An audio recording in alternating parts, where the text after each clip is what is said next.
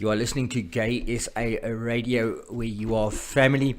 And seeing that Saturday is International Transgender Awareness Day, I've got Rochelle Dreyer on the line with me to chat a little bit about her journey through transitioning.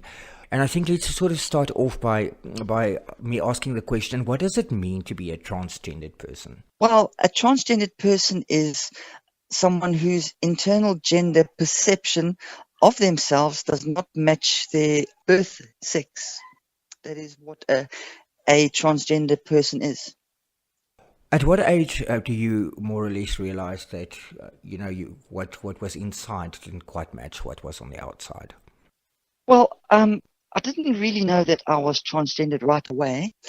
From around the age of 4, I just had the constant feeling that something wasn't quite right, and the lines between male and female in most aspects were very blurred. At about 31, I couldn't deal with what I was feeling anymore, and I reached out for help. And after 6 years of therapy for depression, I was diagnosed with having gender dysphoria. Gender dysphoria, can you just explain that a little bit, I think, for our listeners? Gender dysphoria, it's where you get a feeling of disconnect between how you feel inside and the external parts of your body. When you decided to then come out as being a transgendered person, what reactions did you have? Oh my goodness, it was many mixed reactions. Some were good, some were bad. Just an example, I got spat in the face and sworn at. That was about the worst. And then other people, but basically members of the public who don't really know what it's about. And to the other extreme, I had people walk up to me, give me a big hug, and everyone just saying, we support you. You are an amazing person, and we love you, and we right behind you all of the way. And the actual problem is people don't truly understand what a transgender person is, or what it is like to be transgender. But what I have noticed is once a person finds out, or you explain to them what gender dysphoria is and what it is like being a transgendered person, they change their outlook on the way that they see you, which is quite amazing, actually. During your journey through transformation, I mean, at some point it sort of becomes an official thing where you realize, okay, I'm going to take this step, I'm going to make the transition from whether it is male to female or female to male. When did that come for you? Was it at what point? When did you realize you actually officially want to do this transition? Well, that would have been probably at the age of about 37, where I was diagnosed, and I just could not carry on living like I was doing. And it's true what they say when they say it's the hardest thing you'll ever do in your life is to come out as transgender and to transition. If you look at the attempted suicide rate of transgendered people, because it's so difficult sort of getting to that point of self-acceptance and realizing this is who you are and this is what you do to move on as the person that you are on. And for me, unfortunately, I am a part of the 41% statistic. And unfortunately, it's the reality, because the stigma behind being transgender is not a very good one in South Africa. And that is what we are trying to change. You are currently in the process of transitioning. You haven't transitioned completely. A process of it, yes.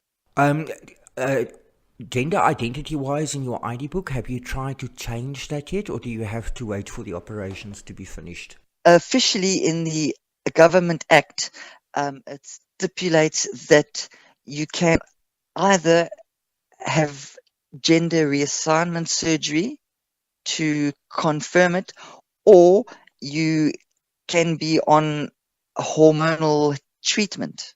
And I have submitted my documents to the Department of Home Affairs, and it's in a process of being completed. The problem with that is you wait between 6 months to 2 years to get any feedback from that. And I mean, um, for a person who is transitioning and looks nothing like their previous self, you try and go and do things at the bank or any legal documentation where the people look at your ID book and they look at you and they say, "I'm sorry, ma'am, but we are going to need your ID book." And then you need to please explain to them. It's sometimes very uncomfortable. What is your most positive memory on your journey so far? Oh, I've had a lot of positives, but I would say the one that stood out the most, um, because when you start your journey, you are full of self doubt. Am I doing the right thing? Am I sure this is who I am? Am I on the right hormones? What changes am I going to have? What am I going to experience? And it's very, very scary. The first few months of it is extremely scary.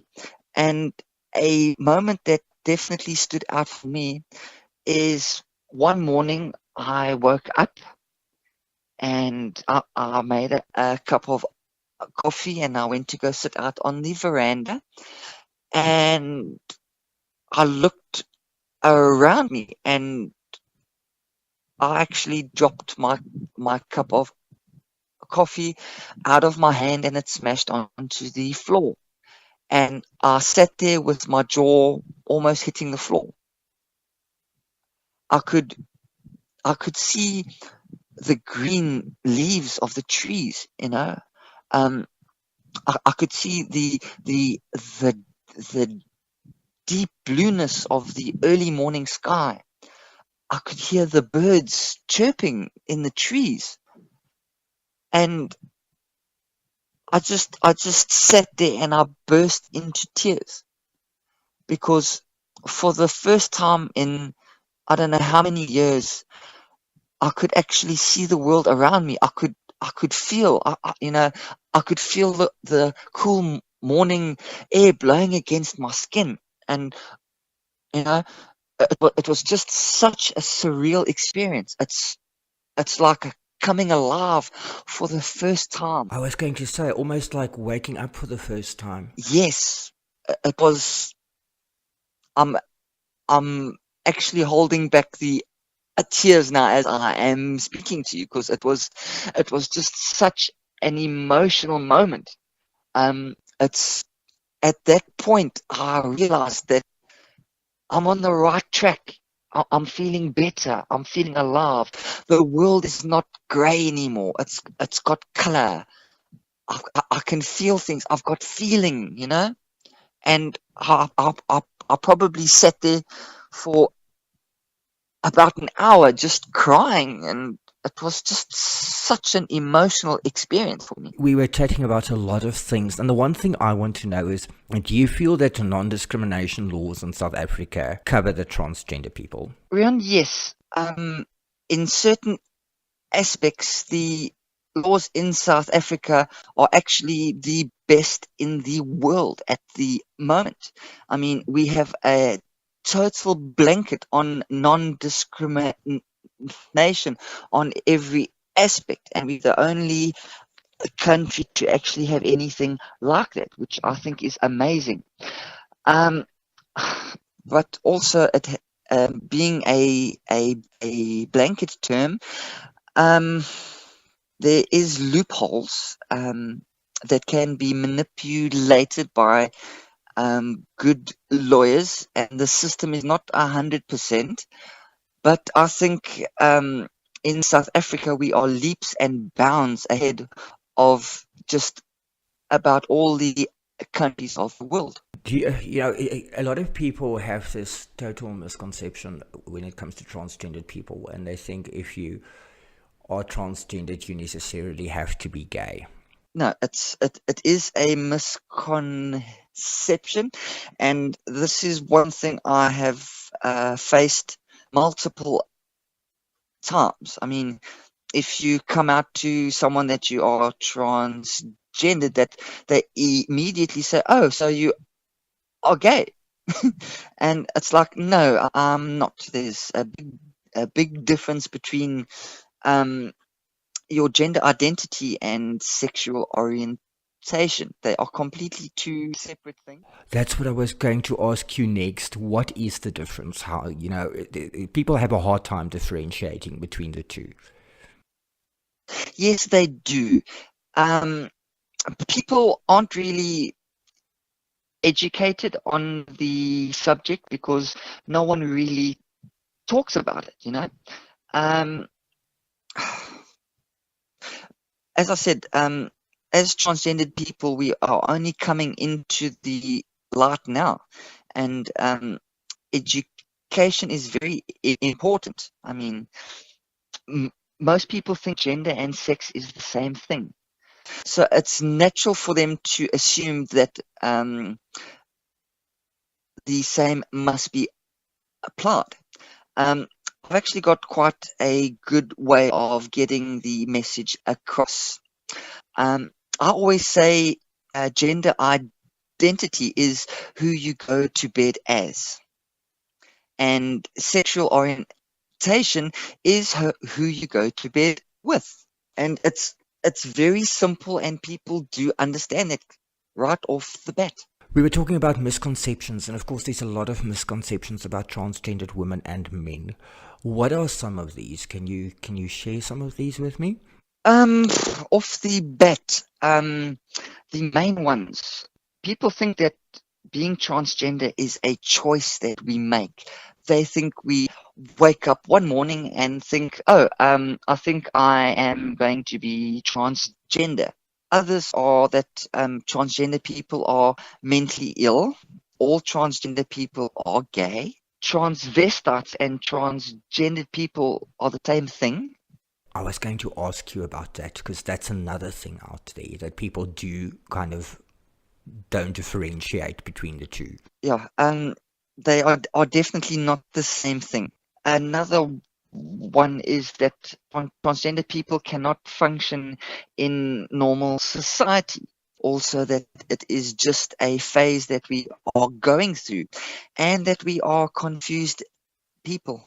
It's actually, it brings me to my next question, and it is, why are people so quick to label each other, and what is your feelings about this, that people label one another and themselves? Is it necessary that we do that? Look, for thousands of years, society has always used labels. Everyone fits in a box. It's just how human beings are. People react negatively and push away things that they don't understand. And normally they fear things they don't understand as well. It's, I mean, it's quite hard to explain, but it's more, if you don't understand something, You don't agree with it until you get to understand. With International Trans Awareness Day just around the corner, I think it's on Saturday, do you have any special plans to mark the occasion? Yes, I do. I am going to be very public. I am going to one of our local malls. I'm having a stand there and just going to sit there with a sign saying, "Hi, I'm a transgendered person. Interact with me, please." Then I think lastly, I think the exciting thing is your support group. You belong to a support group and you guys are in KZN? Yes, we are. The group hasn't been up for long. It's the Durban Transgender Support Group. We are all local transgendered people in Durban and the surrounding areas. We meet in Umhlanga once a month where we all get together and just share our stories and share advice and share information about doctors and psychologists and advice about makeup and growing facial hair and styling.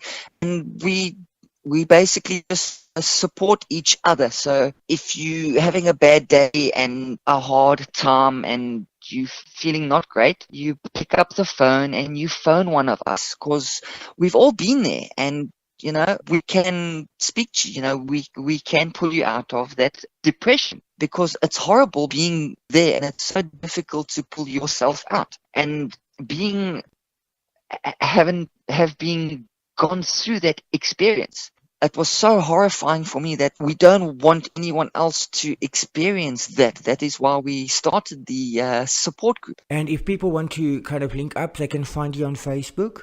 Yes, we are. If you search under Transgender Support Group Durban, you will find us there. Just send us an invite and then we will get back to you on it. Our founder, Tegan, is busy with a website at the moment, so that should be up and running within the next month or so, also under the same name, where we will be posting blogs and sharing information. So yeah, I think that's about it. So Rochelle, thank you so much for your time. You have been an absolute star. It's a pleasure, and thank you very much for allowing me to share my story and share information. You will be surprised how little it takes to actually help people and spread awareness. So to Gay Radio SA, I say thank you very much for all your help and support.